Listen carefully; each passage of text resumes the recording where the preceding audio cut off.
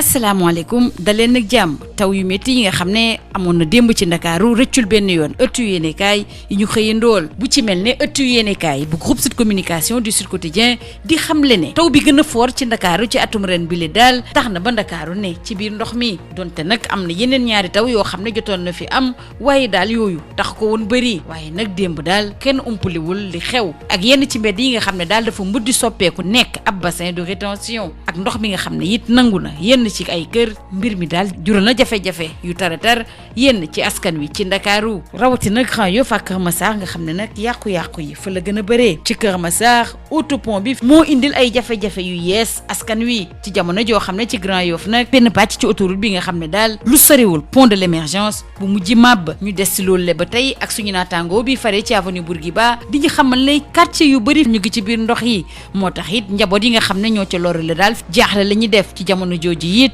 dexu mbaaw bi moom dafa débordé waa météo di ñu xamle ne nag démb fépp ci Sénégal taw na ba mu des ci Ndar Géej ak ci Podor ñu des ak taw bi nga xam ne moom la ñu nemmeeku démb ci Ndakaaru ak l'info ne benn taw bi rek tax na ba Dakar tëmb lu ko dalee Dakar jaar ci Rufisque ak ci Kër Massar ak Pikine Guédiawaye quartier yu bëri foo sandi gët gis ndox mi moo tax it askan wi jural na leen ay jafe-jafe yu taratar ni li mel nit la waa bés bi le jour gisee Dakar daal dafa tawam bu njëkk bi gën a am solo rek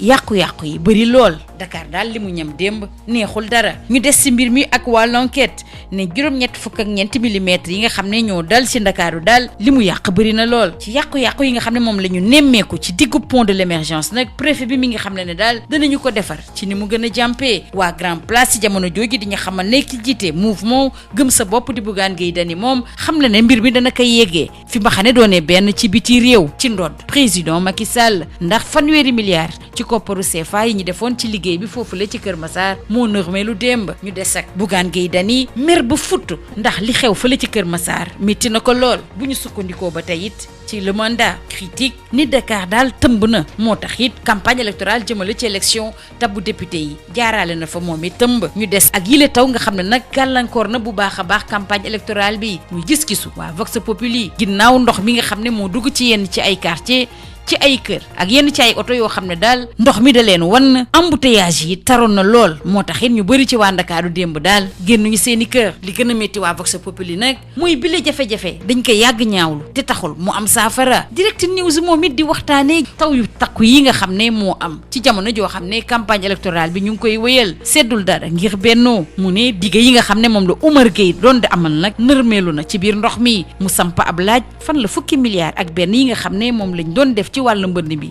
jaar ci jamono jooju Le Soleil moom di waxtaanee yeesal bi ñu doon yeesal parc bu Dakar Dem Dikk président Macky Sall dala na fanweeri bus ak ñett bus yoo xam ne nag dana daw ci diggante Ndakaaru ak yeneen diwaan yi moo taxit mi ngi soññ ci biir Le Soleil askan wi ñu fexe daal ba sàmm yile bus ñu jàll ci beneen xët boo xam ne it soxal na ëttu yéenekaay yi ñu xëyandool génnub àdduna Idrissa Goudiaby ak Ousmane Sonko bi nga xam ne moo jiite Pastef les Patriotes teg ci bokk ci intercoalition Wallu Yewwi Ousmane Sonko bi dal bu baax a baax ci procureur bu ci Ziguinchor nee na Idrissa Goudiaby dañoo faat bakkanam te kenn nekkul ci gannaaw ku dul nguur gi bu ñu sukkandikoo ci Ousmane Sonko ñu des ci loolu lee ak waa Vox Populi ñu ñuy xamal ne contre expertise bi daal ci néewu Idrissa Goudiaby daal xamle na ne moom dañu ko tiire ab bal xibaar boobu it lañu waa Libération di yeggee jëmale ci ñàkk bakkanu Idrissa Goudiaby ak François Mancabou ak li nga xam ne moo tukkee ci contre expertise ak autopsie bi nga xam ne moom lañ doon amal ñu des ak waa Libération di waxtaane li ñuy ruumandaat jëmale ci ab fraude ci wàllu lempo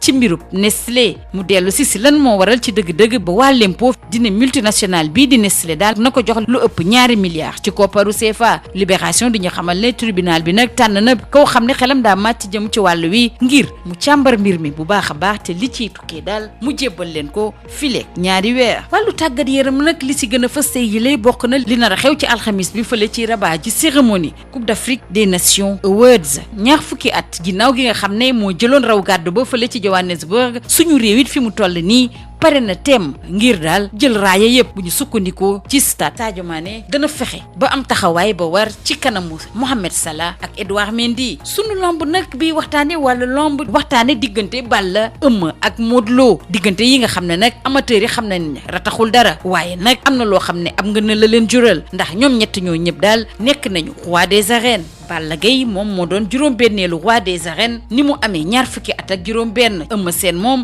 dafa nangu titre roi des arènes ci Bombardier ci atum 2018 Modou Lo moom ci atum 2019 lañ ko tabb mu nekk roi des arènes ki ñuy fàttali loolu le muy sunu lamb lii moo gënoon a fës ci ëttu yéenekaay yi ñu xëyandool ñu yendoog jàmm.